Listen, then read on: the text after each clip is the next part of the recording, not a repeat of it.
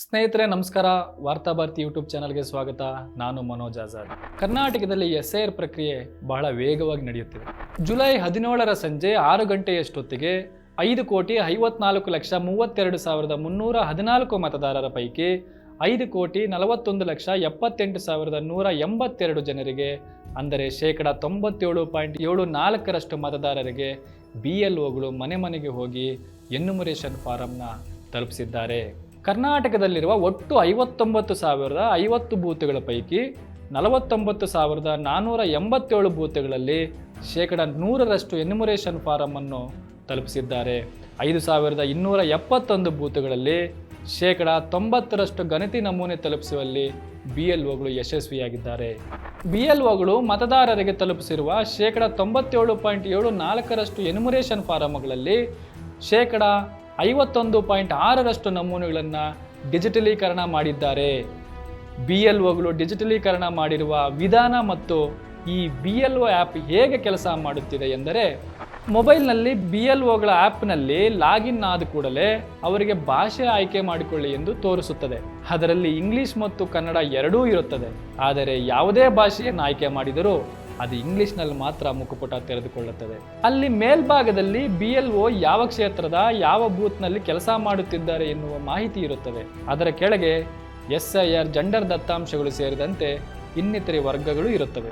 ಅದೇ ರೀತಿ BLOಗಳು SIR ಅನ್ನು ಆಯ್ಕೆ ಮಾಡಿದಾಗ ಅದರಲ್ಲಿ ಮೊದಲಿಗೆ EF dashboard, EF distribution tracker, fill enumeration form, fill forms for the EPIC matched electors, migrated electors from last SIR 2025-26 states, online forms filled by elector, re-verify filled enumeration form or unmap the elector, additional comments of BLO optional, 85+ probably ASD for re-verification, send back AERO ಮತ್ತು view logical discrepancies, duplicate elector verification, similar photo elector verification ಅನ್ನುವ ವರ್ಗಗಳು ತೋರಿಸುತ್ತವೆ. BLOಗಳು ಮತದಾರರಿಂದ ಭರ್ತಿ ಮಾಡಿದ enumeration form ಅನ್ನು ಹಿಂಪಡೆದುಕೊಂಡು fill enumeration form ಅಲ್ಲಿ ನಮ್ಮ ಮತದಾರರ ಮಾಹಿತಿಯನ್ನು ತುಂಬುತ್ತಾರೆ. ಈ ಆಯ್ಕೆ ಒಂದು ಬಿಟ್ಟು ಇನ್ನು ಉಳಿದ ಆಯ್ಕೆಗಳ ಬಗ್ಗೆ ಹೆಚ್ಚು ಮಾಹಿತಿಯೇ ಇಲ್ಲ. ನಾವು ಹಲವು BLOಗಳನ್ನು ಸಂಪರ್ಕಿಸಿದಾಗ ಅವರು ಕೂಡ ನಮಗೆ ಈ ವರ್ಗಗಳ ಬಗ್ಗೆ ನಮಗೆ ಪರಿಚಯವಿಲ್ಲ, ನಮಗೆ ಯಾವುದೇ ಶಿಬಿರದಲ್ಲಿ ಈ ವರ್ಗಗಳ ಪರಿಚಯವನ್ನು ಇಲ್ಲಿವರೆಗೂ ಯಾವ ಅಧಿಕಾರಿಗಳು ಮಾಡಿಲ್ಲ ಎನ್ನುವ ಮಾಹಿತಿಯನ್ನು ಕೂಡ BLOಗಳು ನಮಗೆ ನೀಡಿದ್ದಾರೆ. ಈ SIR ಪ್ರಕ್ರಿಯೆಯಲ್ಲಿ BLOಗಳು ಬಳಸುತ್ತಿರುವ ಎನ್ಯುಮರೇಷನ್ ಫಾರಂ ಆ್ಯಪ್ನ ದತ್ತಾಂಶದ ವಿಶ್ಲೇಷಣೆಯು ಹಲವು ಪ್ರಶ್ನೆಗಳನ್ನು ಹುಟ್ಟುಹಾಕಿದೆ. BLOಗಳು ಮನೆ ಮನೆಗೆ ತೆರಳಿ ಸಂಗ್ರಹಿಸಿದ ಮಾಹಿತಿಯನ್ನು ಆ್ಯಪ್ನಲ್ಲಿ ಅಪ್ಲೋಡ್ ಮಾಡಿದ ಬಳಿಕ ಚುನಾವಣಾ ಆಯೋಗವು ಲಾಜಿಕಲ್ ಡಿಸ್ಕ್ರಿಪೆನ್ಸಿ ಎಂಬ ತಾಂತ್ರಿಕ ಅಸಂಗತತೆಗಳನ್ನು ಗುರುತಿಸುತ್ತಿದೆ. ವಾರ್ತಾಭಾರತಿಯಿಂದ 2 ಬೂತುಗಳ ಮಾದರಿ ದತ್ತಾಂಶವನ್ನು ಪರಿಶೀಲಿಸಿದಾಗ ಅಪ್ಲೋಡ್ ಆದ ಮಾಹಿತಿಯಲ್ಲಿ ಶೇಕಡ 14.4% ಪ್ರಕರಣಗಳು ಲಾಜಿಕಲ್ ಡಿಸ್ಕ್ರಿಪೆನ್ಸಿಯಲ್ಲಿ ಗುರುತಿಸಲ್ಪಟ್ಟಿವೆ. ಈ ತಾರ್ಕಿಕ ವ್ಯತ್ಯಾಸ ಎಂದರೆ ದತ್ತಾಂಶದಲ್ಲಿನ ಹೊಂದಾಣಿಕೆಯ ಸಮಸ್ಯೆಗಳನ್ನು ಗುರುತಿಸುವ ತಾಂತ್ರಿಕ ವಿಧಾನ. ವಯಸ್ಸು, ಸಂಬಂಧದ ವಿವರ, ವಿಳಾಸ, ಫೋಟೋ ಅಥವಾ ದಾಖಲೆಗಳಲ್ಲಿನ ಸಣ್ಣ ವ್ಯತ್ಯಾಸಗಳನ್ನು ಕೂಡ ತಾಂತ್ರಿಕ ವ್ಯವಸ್ಥೆಯಲ್ಲಿ ತಪ್ಪಾಗಿ ಅಥವಾ ಹೊಂದಾಣಿಕೆಯಾಗದ ರೀತಿಯಲ್ಲಿ ಕಾಣಿಸುತ್ತದೆ. ವಾರ್ತಾಭಾರತಿಯಿಂದ ನಾವು ತುಮಕೂರು ಜಿಲ್ಲೆಯ ಬೂತ್ ಒಂದರಲ್ಲಿ ಮಾದರಿಯನ್ನು ಸಂಗ್ರಹಿಸಿಕೊಳ್ಳುತ್ತಿರುವಾಗ ಒಂದು ಬೂತ್ನಲ್ಲಿ 844 ಮತದಾರರಿದ್ದರು. ಅದರಲ್ಲಿ 462 ಜನರನ್ನು BLO ಡಿಜಿಟಲೀಕರಣ ಮಾಡಿದ್ದಾರೆ. ಈ ಅಂಕಿಅಂಶಗಳ ಪೈಕಿ BLO ಆ್ಯಪ್ನಲ್ಲಿರುವ ಮಾಹಿತಿ ಪ್ರಕಾರ ತಾರ್ಕಿಕ ವ್ಯತ್ಯಾಸದಡಿಯಲ್ಲಿ 78 ಜನರನ್ನು ಗುರುತಿಸಿದೆ. ಅಷ್ಟು ಮಾತ್ರವಲ್ಲದೆ 85 ವರ್ಷಕ್ಕಿಂತ ಮೇಲ್ಪಟ್ಟ 8 ಹಿರಿಯ ಮತದಾರರನ್ನು ಬೇರ್ಪಡಿಸಿ ಭಾಗಶಃ ಅವರು ASD ಗುಂಪಿಗೆ, ಅಂದರೆ ಆಬ್ಸೆಂಟು, ಶಿಫ್ಟು, ಡೆತ್ತು ಇವುಗಳಿಗೆ ಸೇರಿರಬಹುದು, ಒಮ್ಮೆ ಪರಿಶೀಲಿಸಿ ಎಂದು ಆ್ಯಪ್ನಲ್ಲಿ ಸೂಚಿಸಲಾಗಿದೆ. ಮತ್ತೊಂದು ಜಿಲ್ಲೆಯ ಮತ್ತೊಂದು ಬೂತ್ನಲ್ಲಿ ಮಾಹಿತಿ ಸಂಗ್ರಹಿಸಿಕೊಂಡಾಗ ಆ ಬೂತ್ನಲ್ಲಿ ಒಟ್ಟು 815 ಮತದಾರರಿದ್ದರು. ಅದರಲ್ಲಿ 741 ಜನರನ್ನು ಡಿಜಿಟಲೀಕರಣ ಮಾಡಲಾಗಿದೆ. ಈ ಪೈಕಿ ಆ್ಯಪ್ನಲ್ಲಿ 95 ಜನರನ್ನು ತಾರ್ಕಿಕ ವ್ಯತ್ಯಾಸ ಪಟ್ಟಿಯಲ್ಲಿ ಸೇರಿಸಿ 85 ವರ್ಷಕ್ಕಿಂತ ಮೇಲ್ಪಟ್ಟ 5 ಮತದಾರರನ್ನು ಹಿರಿಯ ನಾಗರಿಕರೆಂದು ಬೇರ್ಪಡಿಸಿದೆ. ಈ 2 ಬೂತ್ಗಳ ಮಾದರಿಯನ್ನು ವಿಶ್ಲೇಷಿಸಿದಾಗ ಒಟ್ಟು ಮತದಾರರು 1659. ಅದರಲ್ಲಿ ಡಿಜಿಟಲೀಕರಣ ಆದವರ ಸಂಖ್ಯೆ 1203. ತಾರ್ಕಿಕ ವ್ಯತ್ಯಾಸದಲ್ಲಿ ಕಂಡು ಬಂದವರ ಸಂಖ್ಯೆ 173.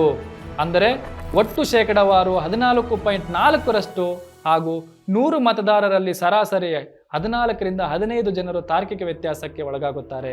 ರಾಜ್ಯಾದ್ಯಂತ ಇರುವ ಮತದಾರರ ಸಂಖ್ಯೆ 5,54,32,314 ಜನಸಂಖ್ಯೆಗೆ ತಾರ್ಕಿಕ ವ್ಯತ್ಯಾಸವು ಶೇಕಡಾ 14.4% ಪ್ರಮಾಣ ಮುಂದುವರೆದರೆ ಕರ್ನಾಟಕದಲ್ಲಿ ಕನಿಷ್ಠ 64,11,000ಕ್ಕೂ ಹೆಚ್ಚು ಜನರು ಲಾಜಿಕಲ್ ಡಿಸ್ಕ್ರಿಪೆನ್ಸಿಯಲ್ಲಿ ಬಂದು ಅಷ್ಟೂ ಜನರಿಗೆ ಚುನಾವಣಾ ಆಯೋಗದಿಂದ ನೋಟಿಸ್ ಹೋಗುವ ಸಾಧ್ಯತೆ ಇದೆ.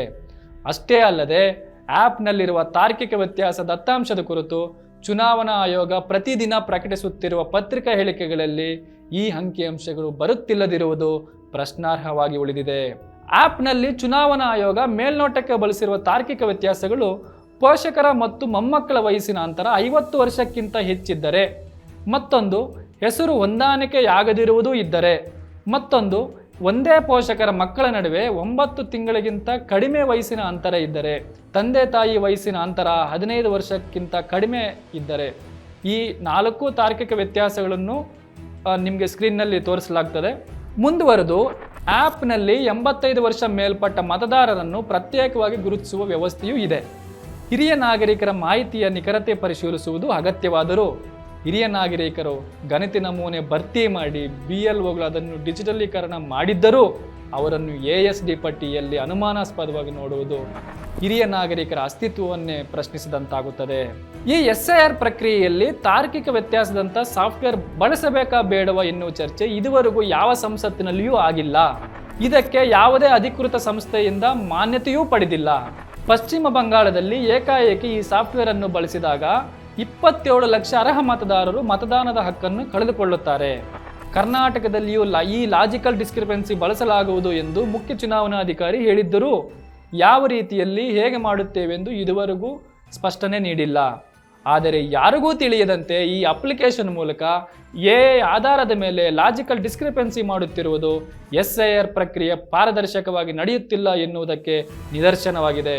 ಹೀಗಾಗಿ ಕರ್ನಾಟಕದಲ್ಲಿ ಶೇಕಡಾ 14.4% ಪ್ರಮಾಣದಲ್ಲಿ ಲಾಜಿಕಲ್ ಡಿಸ್ಕ್ರಿಪೆನ್ಸಿ ಮುಂದುವರೆದಿದ್ದೇ ಆದಲ್ಲಿ 64 ಲಕ್ಷಕ್ಕೂ ಹೆಚ್ಚು ಮತದಾರರಿಗೆ ಆಗಸ್ಟ್ 17ರ ನಂತರ ಚುನಾವಣಾ ಆಯೋಗದಿಂದ ನೋಟಿಸ್ ಬರುವ ಸಾಧ್ಯತೆ ಹೆಚ್ಚಿದೆ.